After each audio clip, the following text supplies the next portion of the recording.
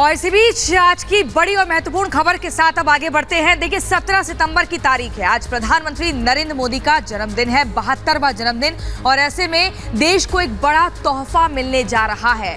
ये तोहफा जिसका 70 सालों से इंतजार हो रहा था। कूनो नेशनल पार्क में चीते पहुंच रहे हैं नामीबिया से। क्या है पूरी खबर, 30 सेकंड की रिपोर्ट में देखिए। प्रधानमंत्री नरेंद्र मोदी का आज जन्मदिन है। वहीं इस मौके पर पीएम मोदी देश को एक बड़ा उपहार देने जा रहे हैं, क्योंकि 70 साल बाद देश में चीतों की वापसी हो रही है। आज मध्य प्रदेश के कूनो नेशनल पार्क में 8 चीते छोड़े जाएंगे, जिनमें 5 मादा और 3 नर चीते शामिल हैं, जो नामीबिया से भारत एक विशेष विमान के जरिए लाए गए हैं। ये पहली बार है जब किसी मांसाहारी पशु को एक महाद्वीप से दूसरे महाद्वीप लाया गया है। तो प्रधानमंत्री नरेंद्र मोदी का जन्मदिन है, 72वां जन्मदिन प्रधानमंत्री नरेंद्र मोदी अपना मनाने जा रहे हैं। और इसे किस तरीके से बीजेपी मना रही है, सेवा पखवाड़े के तौर पर, यानी 2 अक्टूबर तक सेवा पखवाड़ा प्रधानमंत्री नरेंद्र मोदी के जन्मदिन के मौके पर बीजेपी की तरफ से मनाया जा रहा है। रिपोर्ट आपको 30 सेकंड में दिखा दें।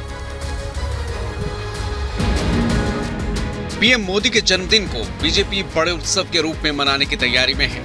इस अवसर पर आज से 2 अक्टूबर तक बीजेपी सेवा पखवाड़ा मनाएगी, जिसमें पार्टी लोगों की सेवा से जुड़े कई कार्यक्रमों को आयोजित करेगी। बता दें कि इस दौरान बीजेपी जगह जगह पर कोरोना टीका लगाने, रक्तदान शिविर आयोजित करने और दिव्यांग जनों को उपकरण देने का काम करेगी। यही नहीं, इस दौरान देश में कई स्थानों पर पीपल के पेड़ लगाए जाएंगे। साथ ही स्वच्छता को भी बढ़ावा दिया जाएगा। प्रधानमंत्री नरेंद्र मोदी को जो अब तक उपहार मिले हैं, उनकी आज से नीलामी होगी और ये 2 अक्टूबर तक चलेगी, जिसमें 100 रुपए से लेकर 1 लाख 10 लाख तक के वो उपहार हैं जो देश विदेश से मिले हैं। क्या है पूरी खबर, देखिए रिपोर्ट में। पीएम मोदी आज चौथी बार अपने उपहारों की नीलामी करने जा रहे हैं, जो आज पीएम के जन्मदिन से लेकर गांधी जयंती तक चलेगी, जिसमें 100 रुपए से लेकर 10 लाख रुपए तक के देश विदेश से मिले उपहार शामिल हैं। बता दें कि इस बार नीलामी का खास आकर्षण पीएम को खिलाड़ियों से मिले तोहफे हैं, जो सबसे कीमती हैं, जिसकी शुरुआत ही 5 लाख रुपए से हो रही है।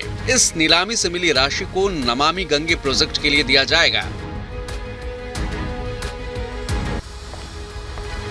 वह रिपब्लिक भारत के राष्ट्र सर्वोपरि सम्मेलन में देश दुनिया की तमाम बड़ी हस्तियों ने हिस्सा लिया, जिसमें देश की उन तमाम हस्तियों ने अपनी अपनी राय रखी और उनसे देश दुनिया के तमाम मुद्दों को लेकर सवाल जवाब भी हुए। क्या कुछ हुआ इस समिट में, आपको दिखाएं। रिपब्लिक भारत के राष्ट्र सर्वोपरि सम्मेलन में शामिल हुए देश की जानी मानी हस्तियों ने सर्वोपरि को लेकर संवाद किया, जहां रिपब्लिक के मंच से रक्षा मंत्री ने भारत को विश्व गुरु बनाने के संकल्प को दोहराया और कहा कि हमारी नीति राष्ट्र सर्वोपरि की थीम को लेकर काम कर रही है, जिसकी उन्होंने सराहना भी की। तो वहीं समिट में केंद्रीय मंत्री पीयूष गोयल ने कहा कि देश हर क्षेत्र में आगे बढ़ रहा है। 2014 से पहले महंगाई ज्यादा थी, मोदी सरकार में महंगाई पर रोक लगी, आने वाले समय में महंगाई और भी घटेगी। रिपब्लिक भारत के राष्ट्र सर्वोपरि सम्मेलन में केंद्रीय मंत्री स्मृति ईरानी ने भी हिस्सा लिया और मंच से केंद्र सरकार की जमकर सराहना की। कहा कि मोदी सरकार वो सरकार है जो सिर्फ राष्ट्र हित में सोचती है। देखिए पूरी खबर इस रिपोर्ट में। रिपब्लिक भारत के राष्ट्र सर्वोपरि सम्मेलन में केंद्रीय मंत्री स्मृति ईरानी ने हिस्सा लिया और मंच से संबोधित करते हुए केंद्र की योजनाओं की जमकर सराहना की। साथ ही साथ कांग्रेस पर जमकर निशाना साधा और कहा कि पीएम मोदी ने कभी जाति के नाम पर वोट नहीं मांगा। पीएम ने गरीबों के खाते खुलवाए, हर घर शौचालय बनवाया, गांधी परिवार को जनता ने नकार दिया है। वहीं इस दौरान मंच से स्मृति ईरानी ने सिनेमा को लेकर कहा कि सिनेमा देश की संस्कृति का एम्बेसडर नहीं, भारत की संस्कृति ही भारत की पहचान है। वह रिपब्लिक भारत के राष्ट्र सर्वोपरि सम्मेलन के मंच पर असम के मुख्यमंत्री हेमंत बिस्व शर्मा भी पहुंचे, जहां पर उन्होंने अपनी बेबाक राय रखी। क्या कुछ उन्होंने कहा, 30 सेकंड में पूरी रिपोर्ट। राष्ट्र सर्वोपरि सम्मेलन में हेमंता का हल्ला। आज भारत के मंच पर पहुंचे असम के सीएम हिमंता बिस्वा ने भी राष्ट्र हित की बात की। इस दौरान हिमंता बिस्वा से कई मुद्दों पर चर्चा की गई, लेकिन इस बीच सीएम हिमंता ने ओवैसी पर साधा निशाना। सीएम बिस्वा बोले, मैं हिंदू मुसलमान में फर्क नहीं करता, समाज के लिए बोलना जरूरी। साथ ही गलत तरीकों से चल रहे मदरसों पर हमला करते हुए कहा कि कई मदरसे बने अलकायदा के कार्यालय। तो वहीं अगली खबर, समरकंद में एससीओ शिखर सम्मेलन में प्रधानमंत्री और पुतिन की द्विपक्षीय वार्ता हुई, जिसमें एक बड़ा संदेश भी प्रधानमंत्री नरेंद्र मोदी की तरफ से दिया गया। क्या कुछ है पूरी खबर, देखिए इस रिपोर्ट में। प्रधानमंत्री नरेंद्र मोदी और रूस के राष्ट्रपति व्लादिमीर पुतिन ने उज्बेकिस्तान के समरकंद में एससीओ शिखर सम्मेलन के बाद द्विपक्षीय वार्ता की है। इस दौरान पीएम मोदी और पुतिन के बीच कई अहम चर्चाएं हुई, जिसमें पीएम मोदी ने रूस यूक्रेन युद्ध को लेकर कहा कि आज का समय युद्ध का नहीं है, शांति के रास्ते तलाशना जरूरी है। वहीं आगे पीएम मोदी ने कहा कि मैं यूक्रेन में संघर्ष पर आपकी स्थिति और आपकी चिंताओं के बारे में भी जानता हूं, लेकिन हम चाहते हैं कि ये सब जल्द से जल्द खत्म हो। वह देशवासियों और वाराणसी काशी वासियों के लिए अच्छी खबर है। दरअसल शंघाई सहयोग संगठन की तरफ से जिस तरीके से काशी को सांस्कृतिक राजधानी जो है वो घोषित किया गया है, और इसके मद्देनजर अब एससीओ के कई कार्यक्रम काशी के अंदर आयोजित किए जाएंगे। 30 सेकंड में पूरी। पीएम नरेंद्र मोदी की कर्मभूमि वाराणसी को एससीओ की पहली सांस्कृतिक और पर्यटन राजधानी घोषित किया गया। शुक्रवार को उज्बेकिस्तान के समरकंद में एससीओ के सदस्य देशों के नेताओं की 22वीं बैठक में 2022-23 के लिए वाराणसी को संगठन की पहली सांस्कृतिक एवं पर्यटन राजधानी घोषित किया गया। इस पहल के तहत हर साल बारी बारी से सदस्य देश के किसी सांस्कृतिक विरासत वाले शहर को जो अध्यक्षता करेगा उसे ये खिताब दिया जाएगा।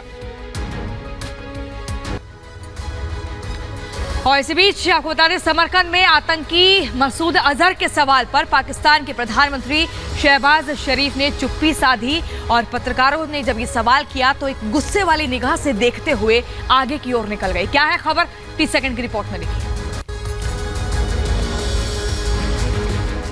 भारत हो या अमेरिका, किसी भी देश में जब भी कोई आतंकवादी पकड़ा जाता है तो उसका अक्सर कनेक्शन पड़ोसी मुल्क पाकिस्तान से ही निकलता है, जिसको लेकर विश्व की मीडिया पाकिस्तान के प्रधानमंत्री से सवाल तलब करती रही है।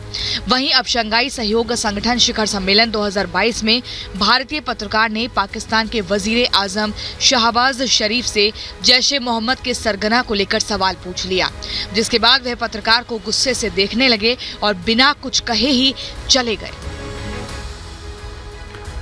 वह केंद्रीय गृह मंत्री अमित शाह हैदराबाद के दौरे पर हैं, जहां पर वो कई कार्यक्रमों में हिस्सा लेंगे। इसके अलावा हैदराबाद मुक्ति कार्यक्रम में भी वो हिस्सा लेने वाले हैं। 30 सेकंड में पूरी रिपोर्ट। गृह मंत्री अमित शाह आज हैदराबाद के दौरे पर हैं, जहां वह हैदराबाद मुक्ति मोर्चा समारोह का उद्घाटन करेंगे। केंद्रीय गृह मंत्री अमित शाह देर रात हैदराबाद पहुंचे हुए हैं, जहां अमित शाह आज हैदराबाद मुक्ति दिवस समारोह का उद्घाटन करेंगे। उसके बाद प्रधानमंत्री नरेंद्र मोदी के जन्मदिन के अवसर पर आयोजित कार्यक्रम में शामिल होंगे। बता दें कि शहर के परेड मैदान पर आज केंद्र सरकार की ओर से आयोजित होने वाले समारोह में शाह मुख्य अतिथि के तौर पर शामिल होंगे। और इसी बीच आपको बता दें, दिल्ली में आम आदमी पार्टी के विधायक अमानतुल्लाह खान से लगातार 5 घंटे तक पूछताछ हुई, और उसके बाद एसीबी की टीम ने उन्हें गिरफ्तार कर लिया। आखिर क्यों ये गिरफ्तारी हुई, क्या कुछ है पूरा मामला, 30 सेकंड की रिपोर्ट में देखिए। आम आदमी पार्टी के विधायक अमानतुल्लाह खान को एसीबी ने कल लगभग 5.5 घंटे की पूछताछ के बाद गिरफ्तार कर लिया। आज दोपहर 2 बजे अमानतुल्लाह खान को राउज रेवेन्यू कोर्ट में पेश किया जाएगा। एसीबी आज अमानतुल्लाह खान की रिमांड कोर्ट से मांगेगी। वक्फ बोर्ड घोटाले के सिलसिले में एसीबी ने अमानतुल्लाह खान और उनके करीबियों के ठिकानों पर छापेमारी की थी। छापेमारी के दौरान एसीबी को 24 लाख रुपए कैश, पिस्टल और कारतूस भी बरामद हुए थे।